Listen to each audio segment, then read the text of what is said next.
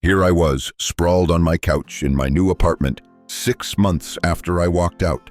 My phone buzzed like an angry swarm of bees trying to guilt me back into hell. Mom's number flashed, then Dad's, and oh look, Ryan too. Like a bad sitcom rerun, I couldn't escape. It was almost funny, almost. Their names lit up the screen over and over, a desperate little dance of panic, and I just sat there, arms crossed, watching it vibrate across the coffee table like it might explode if I ignored it long enough. 6 months ago, I thought I'd left for good. No big scene, no yelling, just me grabbing a duffel bag, a few clothes, my laptop, and slipping out the door of my parents' house, calm as you please. Done. Completely done. I didn't slam anything, didn't curse them out, just walked away, figuring that was the end of it. But here they were, blowing up my phone like I owed them my soul all over again. I leaned back, let out a slow breath, and felt that dark, satisfying twist in my chest. Because this chaos was proof I'd finally shaken them. They didn't get to me anymore, not like they used to, and yet the buzzing kept going, relentless. A reminder of everything I'd escaped. If you're reading this, you're probably wondering how I got here. How a 30-year-old marketing strategist like me ended up with a family that treated me like an ATM with feelings. And trust me, it's a story worth sticking around for. Picture this. Me, Alex Carter, the good kid who never screwed up, pitted against a brother who could do no wrong and parents who'd guilt you into bankruptcy without blinking. Yeah, that's the mess I climbed out of. So I sat there, phone thrashing like a wild animal, and grinned. Because for once, I wasn't the one scrambling to fix it. Want to know how it all fell apart? Keep reading. Because this is just the start, and I promise it gets wilder. Okay, let's rewind. Because if you're going to get this, you need the full messed up picture of how I grew up. My name's Alex Carter. I'm 30 now, and back then I was the kid who never gave my parents a reason to complain. Never rebelled, never got in trouble, just kept my head down and did what I was supposed to. Meanwhile, my older brother Ryan, 34 and still a walking disaster, was the golden child. The one who could do no wrong, even when he was wrong every damn day. Picture this. Ryan drops out of college at 21, just finding himself. Mom and Dad nod like it's some noble quest. He gets fired from 3 jobs in a row, retail, warehouse, even a cushy office gig, because they don't appreciate his creativity. And they shrug, say, times are tough for everyone. Then at 32, he moves back home. No job, no plan, just flops on the couch like he's earned it. And they're fine with it, cooing over him like he's a lost puppy. Me? I got my first job at 16, flipping burgers after school. Saved every penny, put myself through college with scholarships and late-night shifts. Graduated with a business degree, landed a solid job straight out. Did they ever throw me a parade? Nope. Barely a good job, Alex, because that's just what I did. I was the responsible one, the dependable one, the one who didn't need coddling. Love in our house wasn't warm, it wasn't free. It had strings, big, fat ones. And I learned early they'd pull them whenever they wanted. Mom, Diane, would sigh dramatically when I'd visit. Oh, things have been so hard lately, her voice all shaky like she was auditioning for a soap opera. And Dad, Greg, he'd toss out these casual little bombs. Ryan's trying so hard, he just needs a little more time to get on his feet. Like I was supposed to nod and agree. I saw it. I knew what they were doing, planting those seeds of guilt. And I let them. Because what else do you do when it's your family? I never asked them for a dime, not once, built my whole life from scratch. But guess who did ask? Over and over. Ryan, crashing back home with nothing to show for it. And guess who they expected to step up when their bills started piling up? Me. Always me.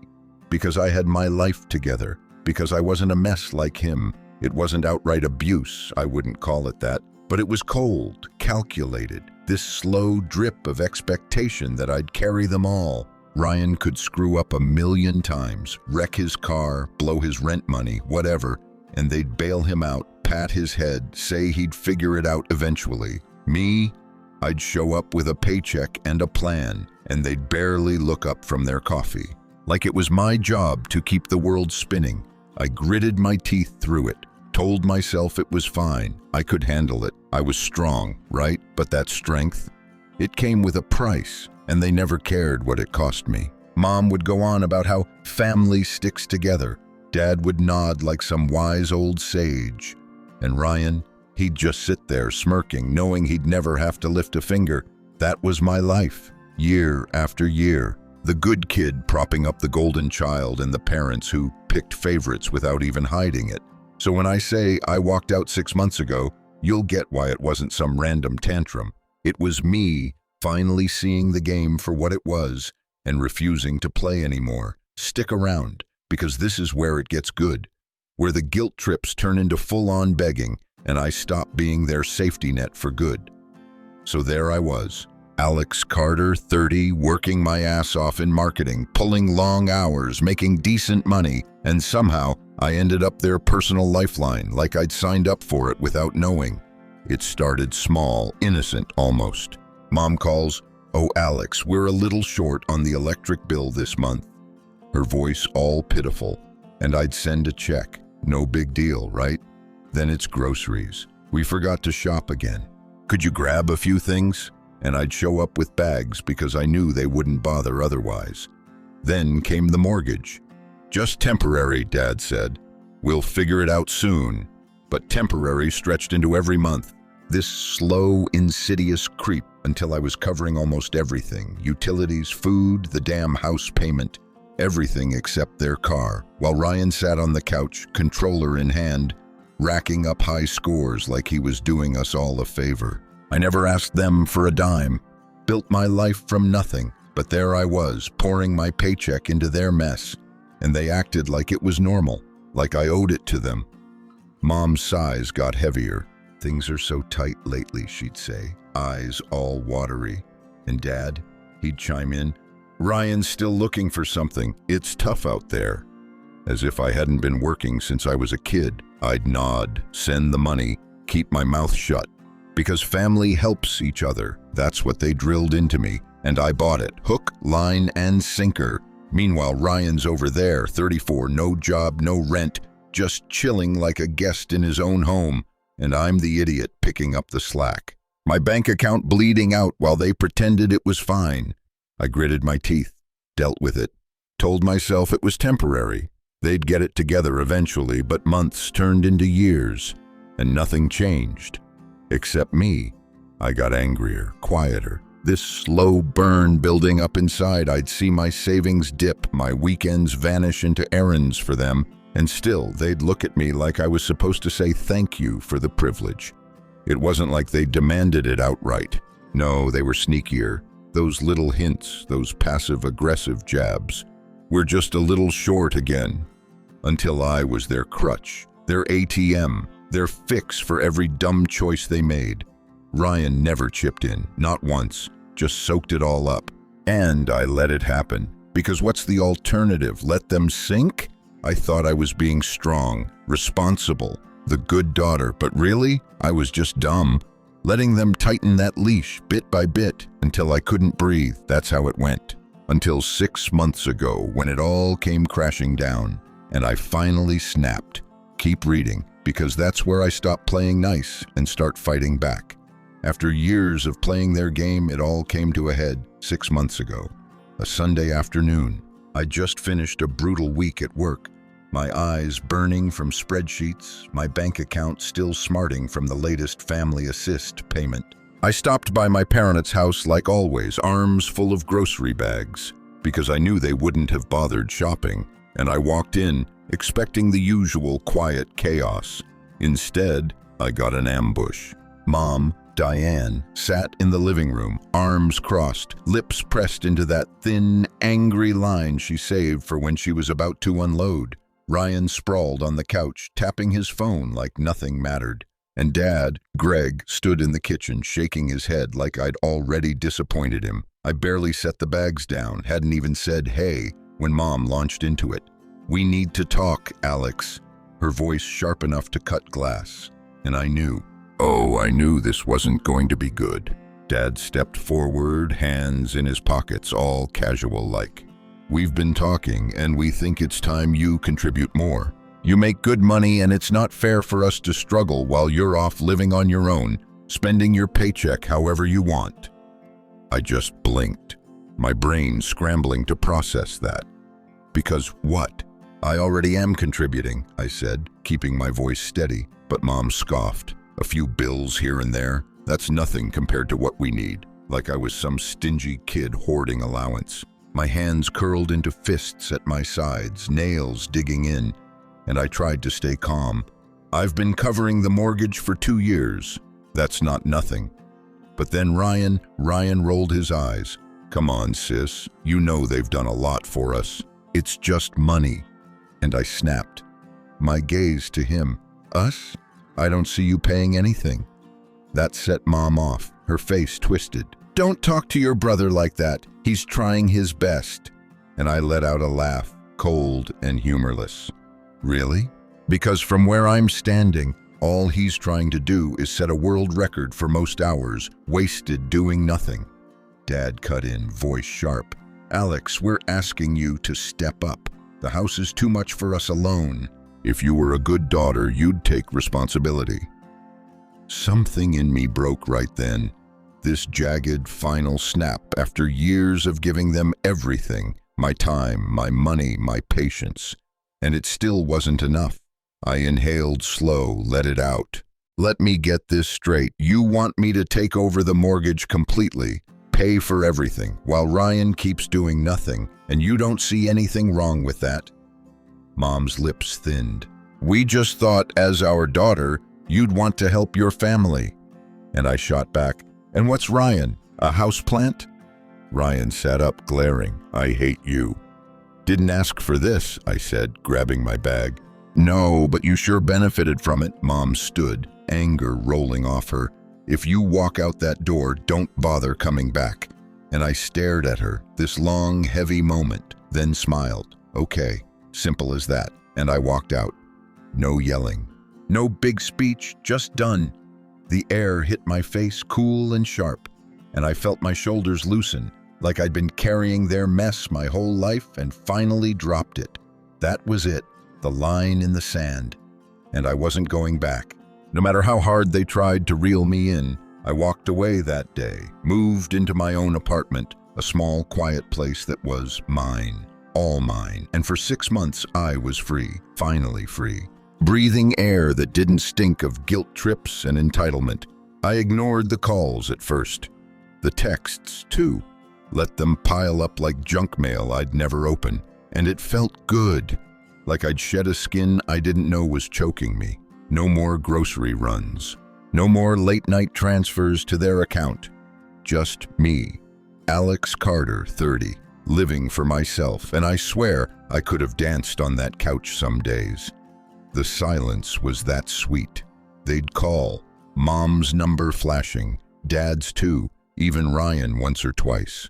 But I'd watch it ring out, smirking, because they didn't own me anymore, not one bit. Then today, oh, today it shifted. Dad texted, "Why haven't you paid the mortgage this month?" And I stared at it. This blunt little demand, like I was still their errand girl. I let out a slow exhale, felt something dark and satisfied curl in my chest, because here it was, proof they'd never planned to stand on their own. I typed back, "Oh, I thought I wasn't welcome," hit send, and leaned back, grinning, because that's when my phone exploded. Texts, calls, notifications flooding in like a dam broke. Mom, Dad, Ryan, all at once. This frantic chorus of desperation. I didn't touch it, not right away. Just watched it buzz across the table, vibrating like some trapped animal. And I laughed, quiet and sharp, because 6 months of silence and now this. They'd had me footing their bills for years. And the second I stopped, chaos. Beautiful, messy chaos. I sat there, arms crossed, letting it sink in. The freedom, the power, because for once I wasn't scrambling to fix their mess, wasn't caving to those tired old pleas. Mom probably typed something furious, Dad something reasonable, Ryan something useless, but I didn't care, not yet. I was done being their safety net, done letting them leech off me while I worked my ass off.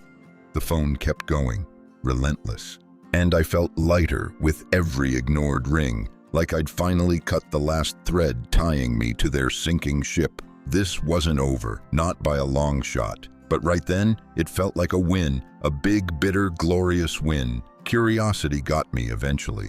So I picked up the phone after letting it thrash for a while, scrolled through the mess.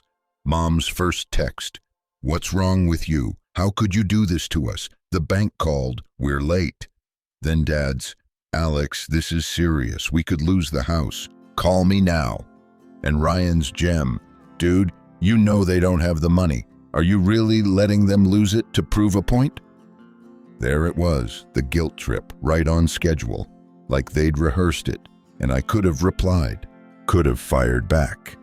But I didn't.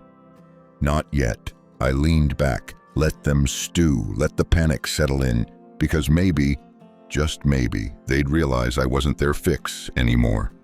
20 minutes later, Dad called, then Mom, straight to voicemail both times. And Ryan texted again, "Answer your phone, this isn't funny." But funny is exactly what I found it, because I'd been pouring money into that house for years, no complaints, and the second I stopped, it all fell apart. So what the hell had they been doing with it? I decided to dig, not argue, called the bank, put on my best concerned daughter voice. "Hi, I used to handle my parents' mortgage payments. Recently stopped. Just checking the status." And after a few questions, a hold that felt like forever, the rep came back. "Ma'am, the account's been delinquent for nearly 8 months. 8 months. I ran a hand through my hair, suppressing a whistle. 8 months, while I was still sending money, and they weren't paying. So even when I was contributing, it wasn't going through, I asked. She paused. "It appears so, yes." And I hung up, grinning, because oh, they were screwed. And I had them dead to rights. All that cash I'd sent, thousands, and they'd pocketed it. Let the mortgage slide. Figured I'd keep bailing them out forever. What a plan, huh? I called Ryan first, because he was there. He had to know something. The phone barely rang before he picked up. "Alex, finally, you need to fix this." And I cut in. "Hey, quick question. Where'd all the money I sent go? Bank says they haven't gotten a full payment in 8 months. Silence. Long and heavy. Then he spluttered, I don't know what you're talking about." And I snorted. "Oh, come on, man, you live there. You didn't notice Mom and Dad suddenly flushed while I was bleeding dry?" He paused again, then huffed. "You don't get it. They're our parents. They needed help." And I laughed. Sharp. "Oh, I get it, loud and clear. I got it every month for years. You all lied, pocketed my money, and now you're freaking out because the well's dry." He growled. "You're being cruel." And I hit back. "No, I'm letting you face the consequences of your own stupidity. Big difference." Before he could reply, Mom called, screeching the second I answered. "Alex, how dare you? You know we need help. The bank's threatening us." I kept my voice calm. "Oh, like how you needed help while I paid and you didn't bother with the mortgage for 8 months. She sucked in a breath. "Don't talk about that. Ryan's struggling. You have no idea." And I laughed again. "Struggling? He's been struggling for a decade, Mom. You know who else struggled? Me. Keeping a roof over your heads while you lied to my face." Dad grabbed the phone, lower, measured. "Alex, we just need help this month. We're behind. Foreclosure's coming if you don't step in." And I felt that sharp twist. Not guilt, anger. "Sell the house then," I said, and Mom exploded in the background. "We can't sell. This is our family home." I shrugged, even though they couldn't see. "Sounds like a personal problem." Dad inhaled. "Be reasonable, we just need a little support." And I repeated, flat, "Figure it out, like how you figured out how to screw me over for almost a year." And he snapped. "Enough. You're our daughter. You will help." I smiled, slow and bitter. "Looks like you'll have to sort this one without me." And hung up, phone buzzing again. Instantly, texts, calls, all furious, all desperate. But I didn't care. They'd played me, and now they were caught, and I was just getting started. The phone kept buzzing after I hung up on Dad, Mom's texts piling in. "We need to talk right now." Then Dad's, "I can't believe you're doing this after everything we've done for you." And I scoffed, shaking my head, because everything they've done was just a fancy way of saying they'd leaned on me until I broke. I fired back, typing slow and deliberate. "Funny, I was thinking the same thing. You keep asking what kind of daughter I am, but I'm the only one paying attention. I'm not the one who stopped paying the mortgage. Not the one who ignored it for months. Maybe it's time you deal with your own mess." And hit send. My thumb hovering for a second, savoring it. This wasn't about the house anymore. It was about me taking back what they'd stolen. Years of my life, my peace, and I wasn't letting them guilt me into it again. Dad called almost instantly, and I picked up on the third ring, voice steady. "Alex, this isn't you. We raised you better," he said, like that line still worked. And I couldn't hold it in. "Really? Because all I remember is you being there when it was convenient. Me saving your asses every month while you barely noticed when I needed you. Too busy with your mess or Ryan's latest flop. And now I'm selfish?"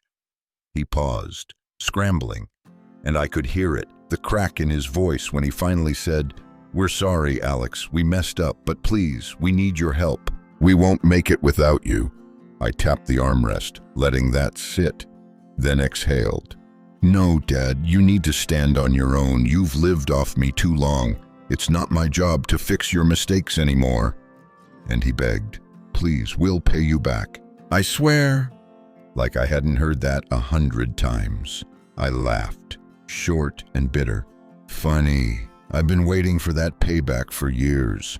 Where is it, Dad? Where's the thanks for all I've done?" He went quiet, then mumbled, "Alex, I'm sorry. You've been more than generous. I took you for granted, but don't let us lose the house. I'm begging you. This is everything." And it hit me. Same old plea, same old trap. But this time, it didn't stick. "No," I said, flat and final. "You'll figure this out without me. I'm done." And hung up before he could try again. The silence, thick and heavy, but good, so good. I'd cut that cord, finally. And it wasn't a win over them, it was freedom, pure and sharp, like I'd clawed my way out of quicksand. Then Mom texted, "You don't understand. You'll regret this. You'll see how far this goes. We need you. Don't ruin everything." And I almost snorted. She still thought I was a tool to wield, not a person who'd had enough. I fired back, "You've had time. I'm done bailing you out. Deal with the mess you made. I'm not your fall guy anymore." And Ryan called right after, voicemail popping up when I let it ring out. I played it, speaker on. His voice low and dramatic. "Sis, you messed up big. Mom's crying. Dad's freaking out. You need to fix this." And I rolled my eyes. Fix this. Like I'd torched their house instead of just stepping away. He kept going, "You're selfish. You think you're proving something, but you're destroying us. I swear, if you don't pay." And I deleted it mid-sentence, done with his empty tough guy act. Because what was he going to do? Start working? Mom called again. And against my better judgment, I answered. Her voice, shrill. "I hope you're happy, Alex. The bank called. We've got days before they take it. How could you?" I held back a yawn. "You mean the home I had no right to be in anymore?" "That one?" she snapped. "Don't mock me, young lady." And I grinned. "Oh, I dare, Mom. Let's recap. You said, leave and don't come back. So I did. And now you're mad I followed orders?" She growled. "That's not the point. This house is everything." And I cut in. "And yet it's falling apart the second I stop paying. Wild, huh?" She went quiet, then venomous. "We did everything for you, and you walk away when we need you most." And I exhaled, slow. "No." I walked away when I realized I was only good as long as I paid your bills.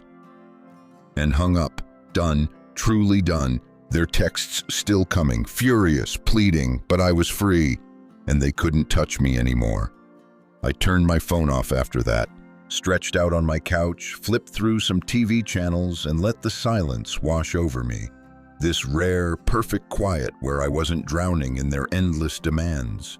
It felt good, really good, like I'd finally pried their hands off my throat and I could breathe, think, live for me, Alex Carter, not their puppet anymore. The weight was gone, lifted, but something nagged at me. This wasn't over, not even close, because they'd keep clawing, keep begging, and I'd have to hold this line. But right then, I didn't care. I'd done it, cut the cord, forced them to face the mess they'd made, and it felt like a victory, bitter and sweet all at once. So here I am, spilling this out, wondering what you think, because I need to know, did I go too far, pushing them to sink or swim when I could have tried something else, maybe negotiated, found a middle ground?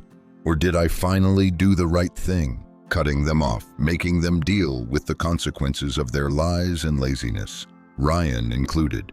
I've spent years propping them up, bleeding money and sanity, and now I'm free. But part of me wonders if I'll look back and regret it. If they lose that house and I feel the guilt creep in, I don't think so.